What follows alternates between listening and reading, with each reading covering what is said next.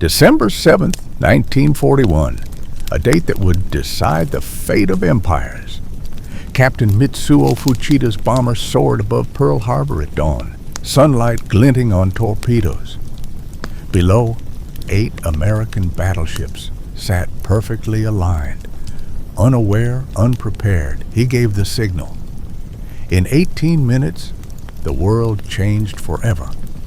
But 8 months later, on August 6, 1942, 5 Japanese admirals would sit in a smoke-filled room and realize a terrible truth.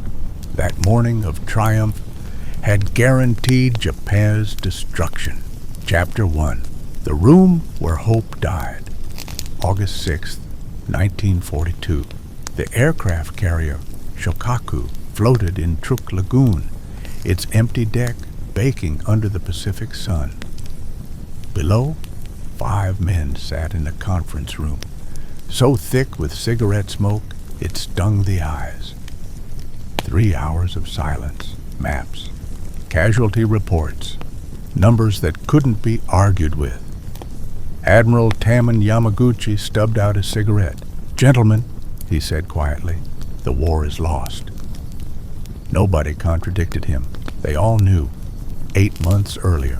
December 7th, 1941, 7:48 a.m. Fuchida circled above the devastation.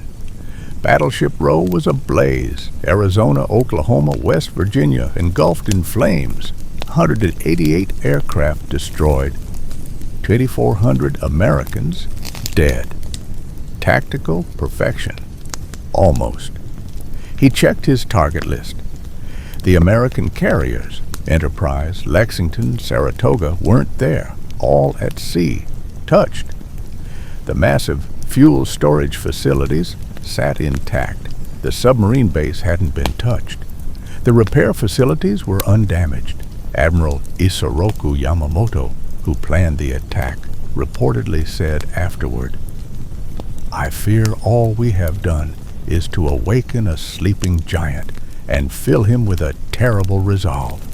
He gave Japan 6 to 8 months before American industrial power would overwhelm them. 8 months. The window had closed. Back in that smoke-filled room on Shokaku, Admiral Chuichi Nagumo finally spoke. This was the man who'd commanded the carrier strike force at Pearl Harbor. His hands were folded on the table, his voice flat. "We gave them everything they needed," he said. "We attacked them in a way that looked like treachery." The declaration of war was supposed to arrive 30 minutes before the bombs fell. Decoding delays meant it came after. A sneak attack. Americans called it a day of infamy, and the label stuck like tar. Japan handed America a perfect rallying cry, moral authority, a reason for total war. Fuchida, sitting across from Nagumo, shifted his wounded leg, still healing from Midway 2 months ago. He pushed a document across the table. "The pilot situation," he said quietly. Japan started the war with 300 elite carrier pilots, the best in the world, men with 800-plus hours of flight time, years of training. By August 1940, 40% were dead, killed at Coral Sea, Midway, the grinding battles over the Solomon Islands. Japan was producing 100 new pilots per month with 200 hours of training. The Americans were training thousands monthly. By mid-1943, we'll run out of experienced pilots, Fuchida said. "Won't matter how many carriers we have." Yamaguchi slid another report across the table. American shipyard capacity. Over a dozen Essex-class fleet carriers under construction. Larger and more capable than anything Japan could build. The first would launch in early 1943. Japan entered the war with 10 carriers. Now they had 6. 2 damaged. At Midway in June, they'd lost 4 in a single day. Akagi, Kaga, Soryu, Hiryu. Someone lit another cigarette. The ventilation fan hummed. Merchant shipping, Yamaguchi said, his voice hollow. The statistics were brutal. January 1942, 15 ships lost to submarines. June, 30 ships. August, 40 ships monthly and accelerating. Japan could build 200,000 tons of merchant shipping per year. They were losing 300,000 tons. Every gram of oil, rubber, rice, iron ore had to cross waters crawling with American submarines. The oil, Fuchida said, pulling out the final document. The entire war was about oil. American embargoes strangling Japan.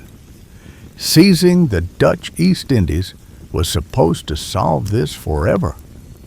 Japan succeeded, captured the fields intact, but getting oil home required tankers.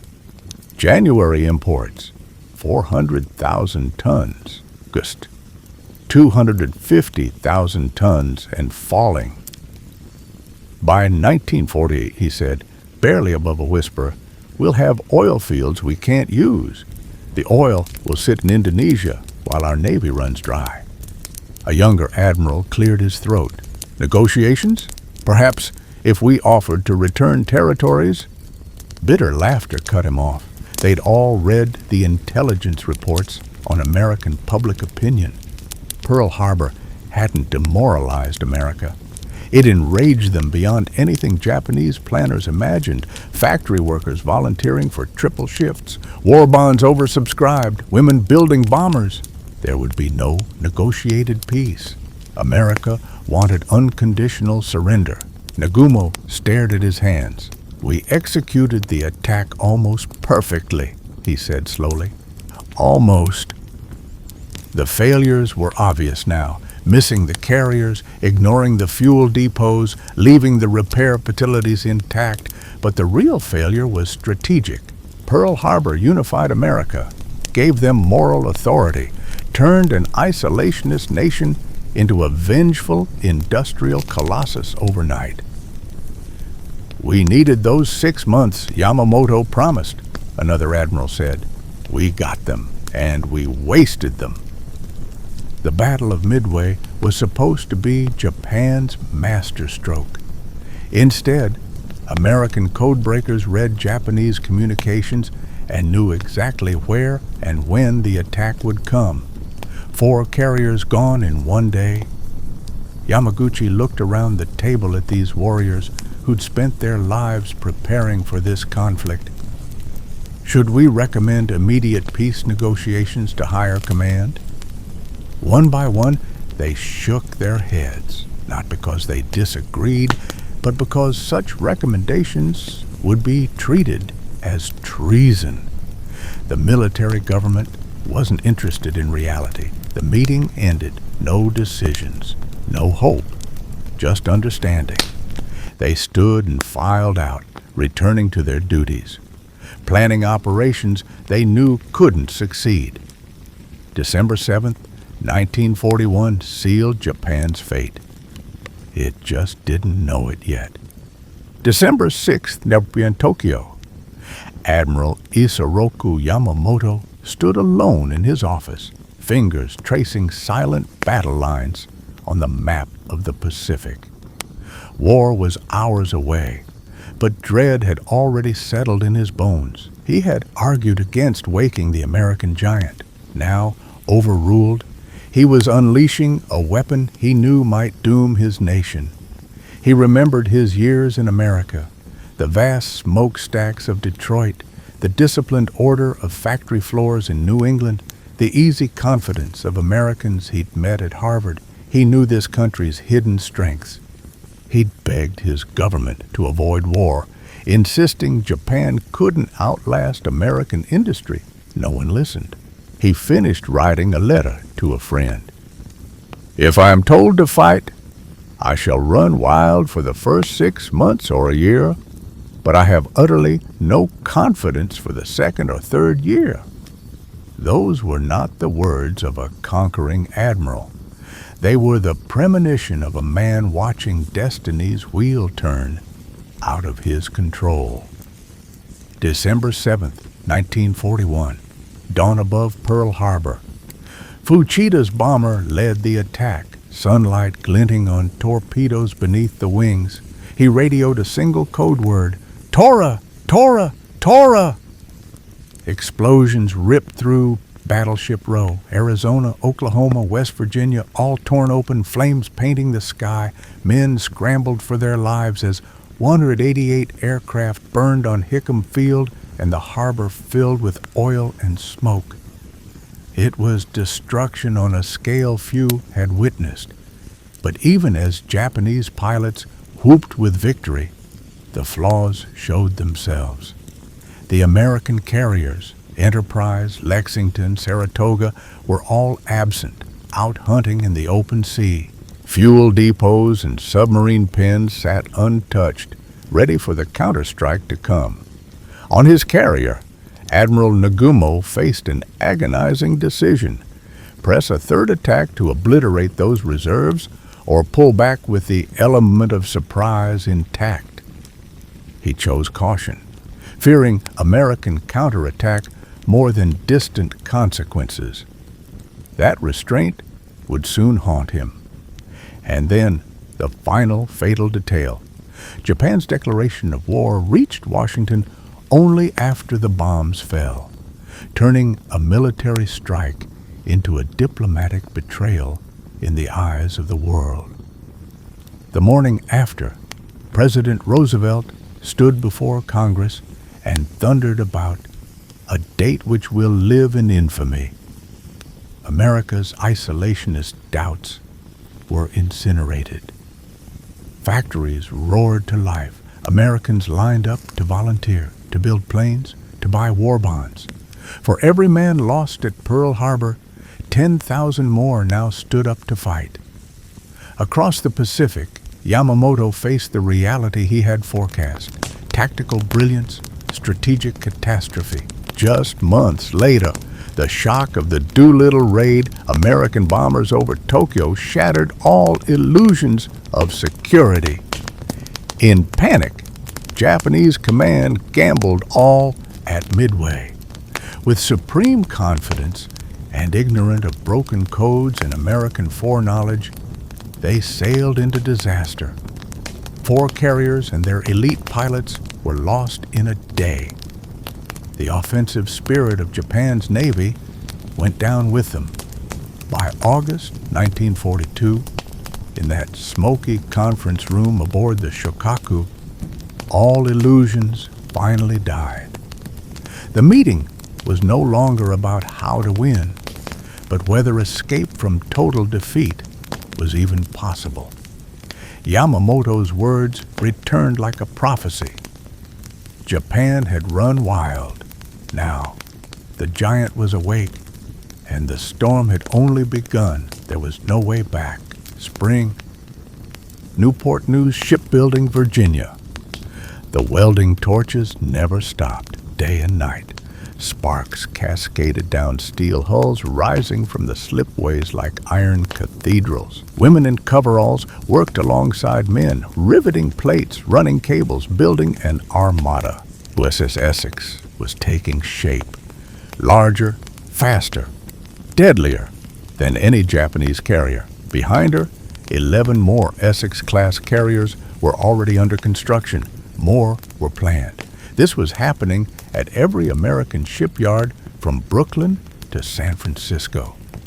Detroit factories that built Fords now assembled B-24 bombers. Boeing plants in Seattle worked triple shifts.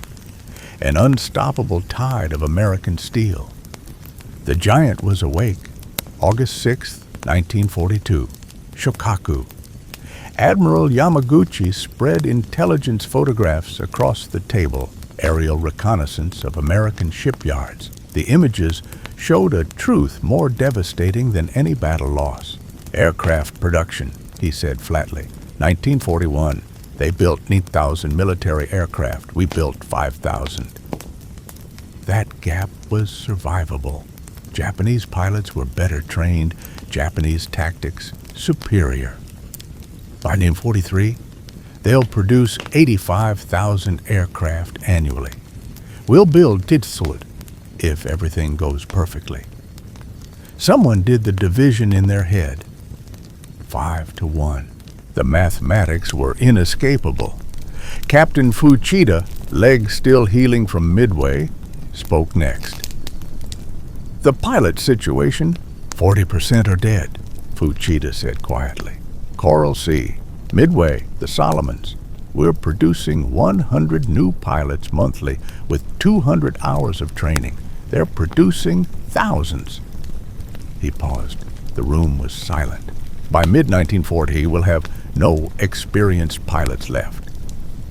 A younger officer spoke up, desperate in his voice. But what if we negotiate now? Offer to return some territories before what? Another admiral cut him off, not unkindly. You've read the American opinion reports. Pearl Harbor didn't just anger them, it transformed them. He was right. The intelligence summaries painted a clear picture. American factory workers volunteering for triple shifts, war bonds selling out in hours, women flooding shipyards and aircraft plants. The Bataan Death March reports enraging Americans beyond anything Japanese planners imagined. They don't want peace, Yamaguchi said. They want unconditional surrender, total victory. Nagumo finally spoke, his voice carrying the weight of command decisions he'd made at Pearl Harbor. The real question, he said slowly, is whether we could have avoided this entirely. The table fell silent. Everyone understood what he meant. What if we'd never attacked Pearl Harbor? Nagumo continued. Only struck British and Dutch colonies in Southeast Asia? Yamaguchi nodded. Roosevelt wanted war, but American public opinion in 1941 was deeply isolationist. Would Congress have declared war without Pearl Harbor? Maybe not immediately, another admiral said. We might have gained months, years even, to consolidate without American opposition. Instead, Nagumo said bitterly, we gave Roosevelt exactly what he needed, a unified nation demanding revenge. Fuchida looked at the shipping loss statistics. Beneath the Pacific, American submarines were hunting Japanese merchant vessels with devastating efficiency. January, 15 ships lost. June, 30. August, 40 monthly, and accelerating. We're losing 300,000 tons of shipping per year, he said. We can only build 200,000. Every ship carried vital cargo, oil from the Indies, rubber from Malaya, rice from Indochina. Without them, Japanese factories stopped. Ships stayed docked. Aircraft sat grounded. The projections showed economic collapse by not defeat. Collapse. The oil numbers were darkest of all. We went to war for oil, Yamaguchi said. American embargoes were strangling us. We captured the Dutch East Indies fields intact. Victory. He paused, letting the irony sink in. But the oil's in Indonesia. We need it in Tokyo, Yokohama, Kura. January imports, 400,000 tons. August, 250,000 and falling. By next year, we'll have oil fields we can't use. The room absorbed this in silence. Japan started a war for oil and would lose because they couldn't transport it home. Nagumo spoke again, his voice hollow.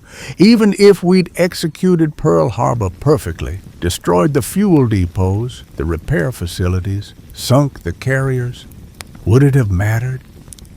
Yamaguchi shook his head slowly. The problem isn't tactics, it's reality. Their economy is 10 times our size. Their industrial capacity dwarfs ours. Their population is double ours. Yamamoto understood from the beginning, Fuchida said quietly. He argued against war with America. He was overruled by officials who believed American democracy was weak, that they lacked will, that quick victories would force negotiations. Every assumption, Yamaguchi finished, was catastrophically wrong. A final document emerged, Finance Ministry economic projections through 1940. Even the most optimistic scenarios showed collapse by late 1904. They were 8 months in. The admirals sat in silence, understanding settling like ash. Numbers didn't negotiate. Production charts didn't care about courage or sacrifice.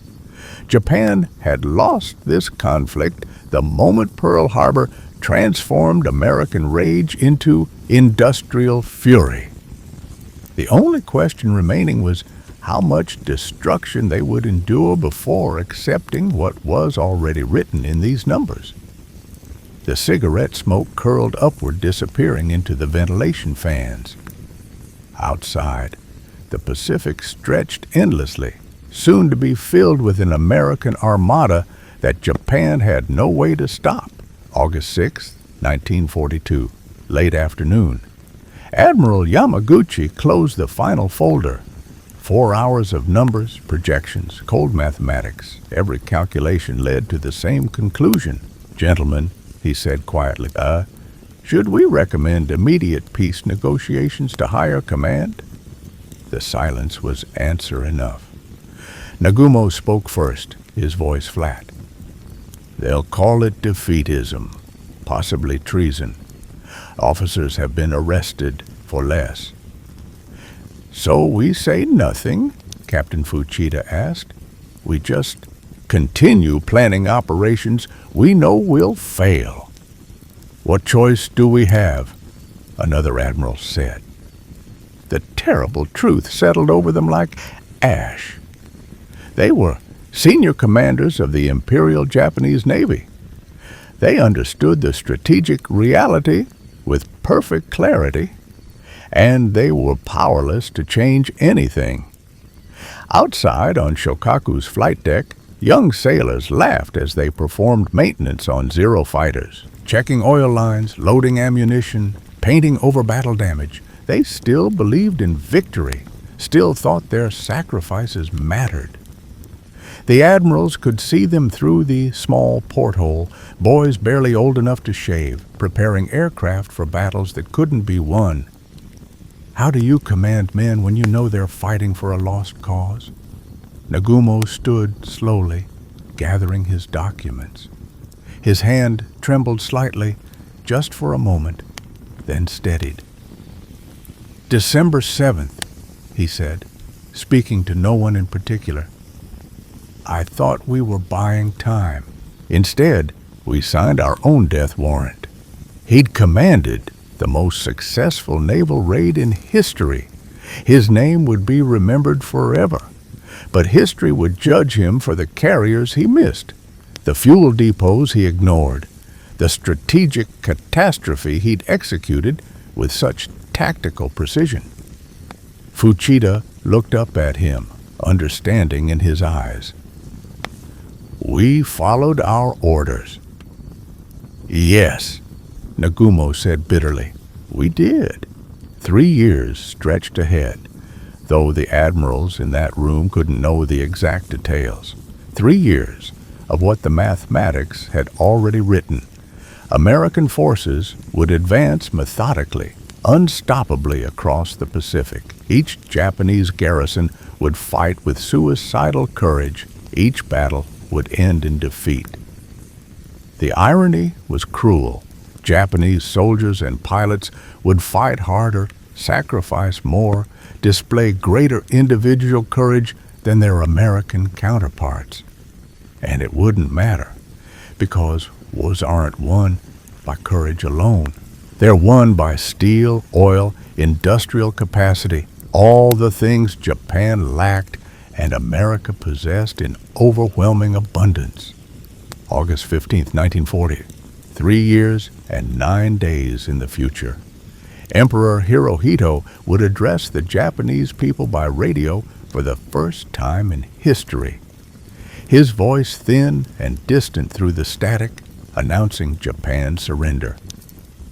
The war situation has developed not necessarily to Japan's advantage, he would say in careful, understated language. Not necessarily to Japan's advantage. 2 atomic bombs had been dropped, entire cities erased in blinding light. The Soviet Union had entered the conflict, crushing Japanese forces in Manchuria. Japan's military was shattered, its economy destroyed, its cities burned. Everything the admirals on Shokaku had calculated in August 1942 would come to pass, and worse than they'd imagined. But that afternoon in the conference room, the admirals couldn't see 3 years ahead. They only knew what the numbers told them. Yamaguchi was the last to leave. He stood for a moment looking at the maps spread across the table. The Pacific marked with Japanese positions, all soon to fall. All those red pins representing garrisons full of men who still believed. He thought about Yamamoto's warning before Pearl Harbor.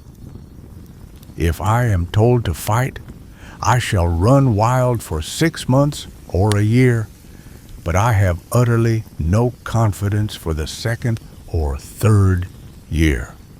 6 to 8 months. The prediction had been perfect. Yamaguchi turned off the lights. In the darkness, he could still hear the sounds of the carrier, sailors working, aircraft engines being tested, the endless rhythms of military life. All of it would continue.